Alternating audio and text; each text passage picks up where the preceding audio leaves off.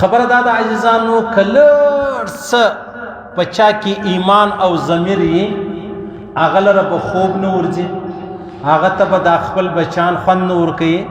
هغه ته به د خپل کور و کاروبار خوند نه ورکوي،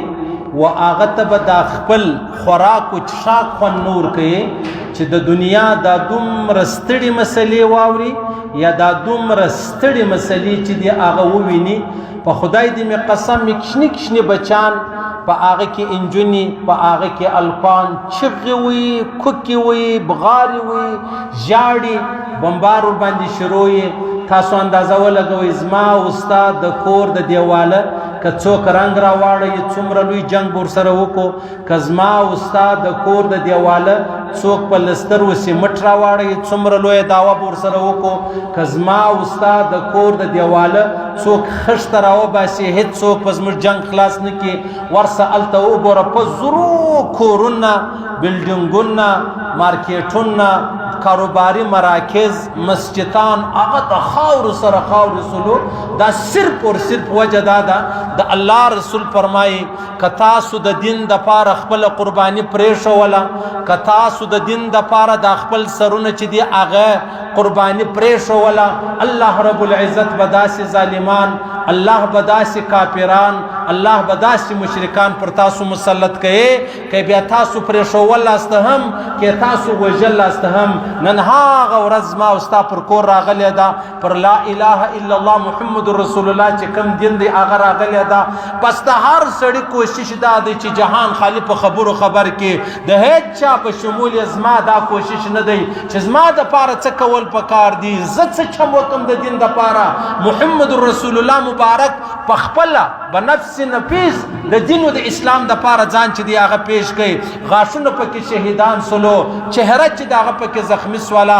تندی چې دی هغه پکې زخمي سلو. د احد په میدان کې داسې ځای ګزار سو چې بیا چا راپورته کولی هم نه سلو. دا د دې دین اسلام د دې کلمې دپاره یو ما او تا چې ما او تا د پیل په غوږ کې پراته یو، نه مې الله ته ضرورت سته العیاذ بالله، نه مې رسول ته ضرورت سته العیاذ بالله، نه مې و دین ته ضرورت سته العیاذ بالله، نه و جنت ته ضرورت لرو. بس که ضرورت دی هغه د روپۍ دی، هغه د مال دی، هغه د دولت دی، هغه د شهرت دی، هغه د ښه زورور کاروبار دی، نور هیڅ شی ضرورت موږ پر دې روی زمین باندې نه لرو.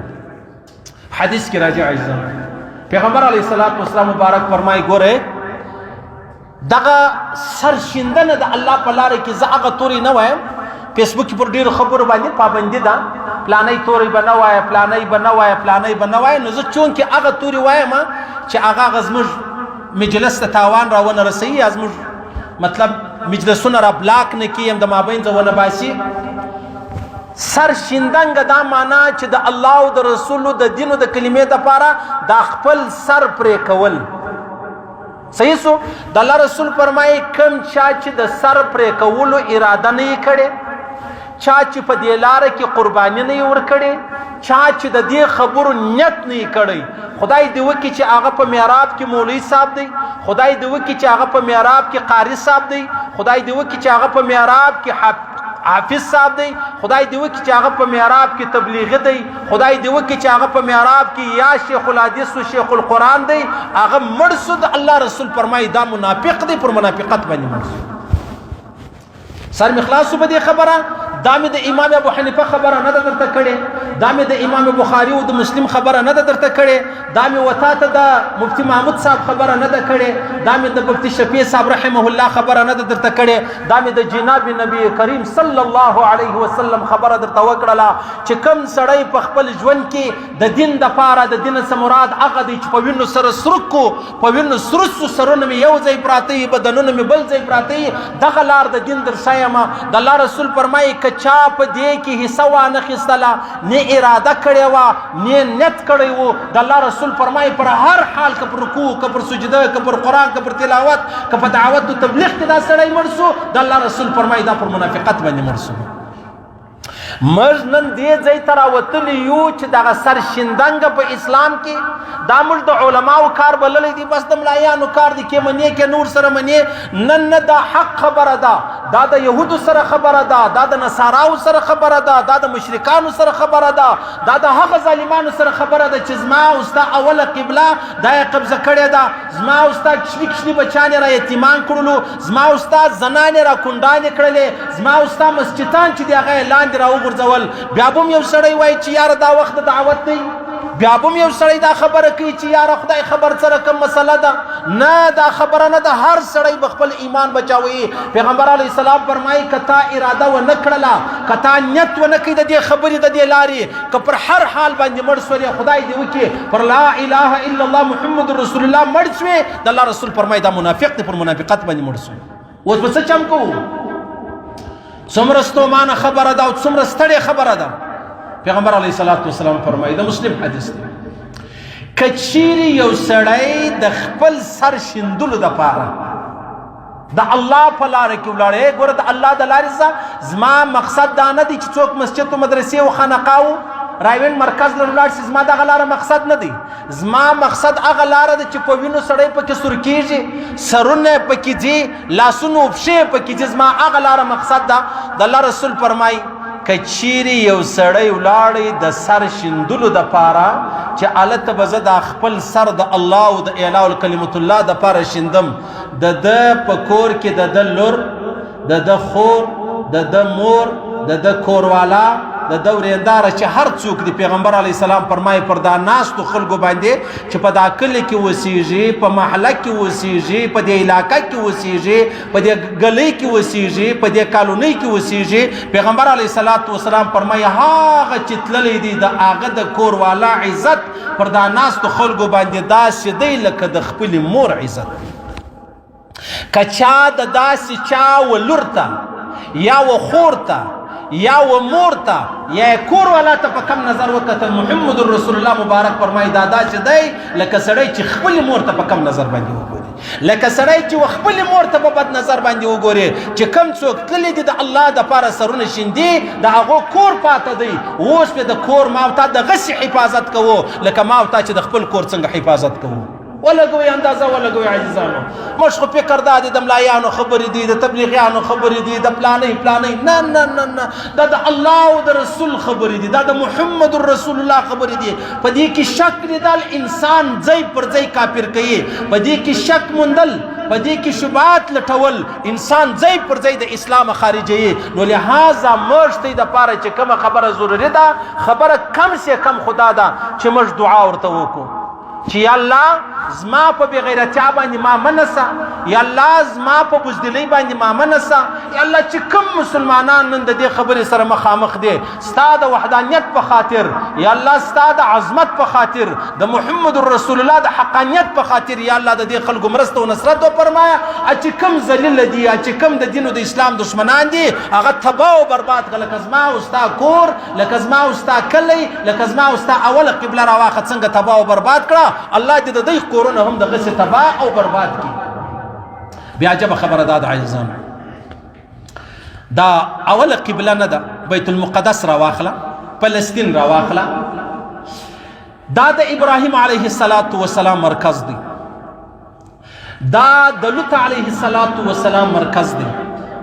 دا د داود علیه السلام مرکز دی، دا د سلیمان علیه السلام مرکز دی، دا د زکریا علیه السلام مرکز دی، د موسی علیه السلام اکثر خبرې د دغه ځای سره تعلق لري،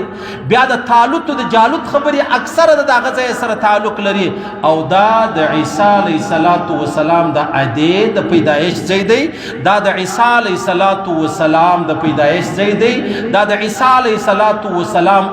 اسمانو ته د تلو ځای دی، دا چې کله قیامت را نږدې سي عیسی علیه السلام به واپس دلې راځي. بیا د هغه کوم پیغمبر علیه السلام چې معراج تللی د دې ځای روان سوی دی، پیغمبر علیه السلام چې معراج تللی په دغه ځای کې و تمام انبیاو ته لمونځ چې دی هغه یې ورکوي، امام الانبیا چې بلل کېږي هغه دغه ځای دی. تاسو اندازه ولګوئ د دومره لوی مرکز، د دومره د اسلام عظیم مرکز څخه ما او تا نن څنګه محروم یو، به زور بازو په وچ کلک بدماشي په وچ کلک زور له ما او تا خپل کعبه چې دا غنی ولې ده خپل قبله چې دا غیر څخه نیولې ده چې زړه یې غواړي هغه را سره کوي هغه وجه دا ده چې مسلمانان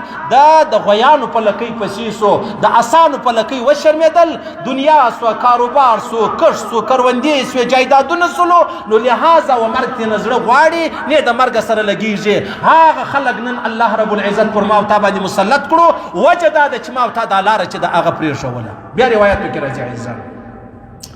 عیسی علیه السلام به د لیره شوه کېږي له اسمانه بیا به عیسی علیه السلام دجال چې وژني مرداروي هغه به عدالت ته باب لوط بلل کېږي بیت المقدس ته نږدې ځای دی بیا دغسې یعجوج ماجوج راواخله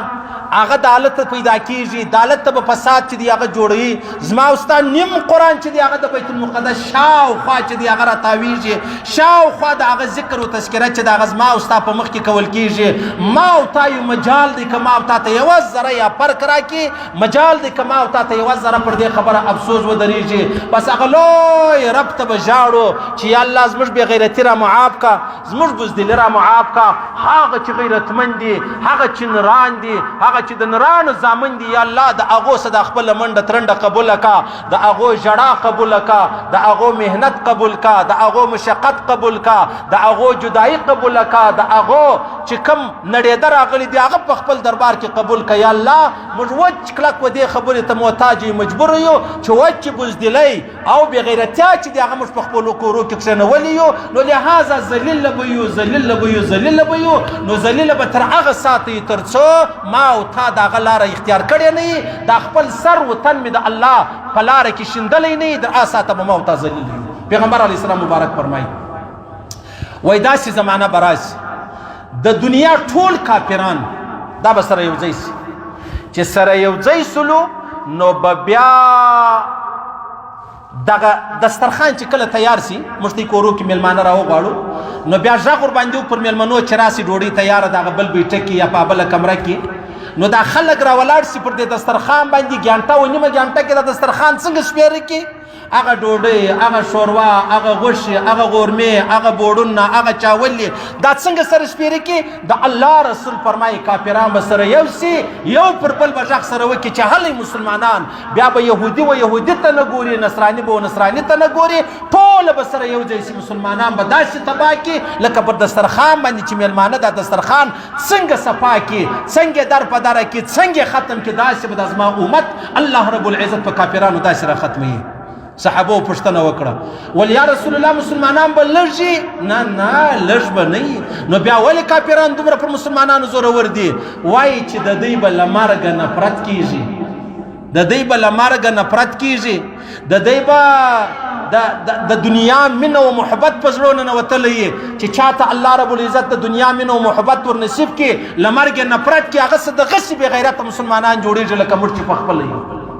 مر کدا کافران اتل په خدای دې مې قسم په ذل جلال دې مې قسم زما او ستا کور والا به بیایي موږ په ما کار مه لره زموږ به خور بیایي موږ په ما کار مه لره زموږ به لور بیایي موږ په ما کار مه لره ښکاره مثال د ټول پاکستان دپاره عافیه صدیقي ده وګورئ پوښتنه وکړئ عزیزانو وجه دا ده چې د الله او د رسول خبرې مې شاته وغورځولې نن الله رب العزت موږ ذلیله کړو موږ تباه کړو موږ خواه الله دې نصرت وفرمایي الله دې مدد وفرمایي الله دې مسلمانانو ته اتفاق ورکړي الله دې مسلمانانو ته اتحاد ورکړي الله رب العزت هغه ملائکو باندې نصرت او مدد وفرمایي چې کوم په بدر کې راشوي سوي په هغه ملائکو دې الله رب العزت د مسلمانانو مدد او نصرت وفرمایي چې په کوم میدانو کې الله رب العزت د ټول صحابه قرباني به قبول کړي او دغه څه د دې نصرت او مدد به کول کېدی الله رب العزت مستعف وکړي الله رب العزت زموږ نصرت وفرمایي الله دې کافران تباه کړي الله دې کافران ذلیل کړي الله دې په خپل آپس کې سره وجنګي الله رب العزت به اتفاق کې دا کافران په خپل آپس کې الله رب العزت موږ نور نه شرمنده کوي الله رب العزت اسلام نور نه راشاته کوي الله رب العزت اسلام ومځکې ته نه بیایي یا الله ته او ستا تمامي فرشتې د نصرت لپاره کافي دي یا الله په موږ امتحان وسو موږ ستا ته لیکلي درکو په قسم یې درکوو چې یا الله موږ په خپل امتحان کې ناکامه یو موږ فیل راغلي او موږ صفر راغلي دا خبره ختمه شوه.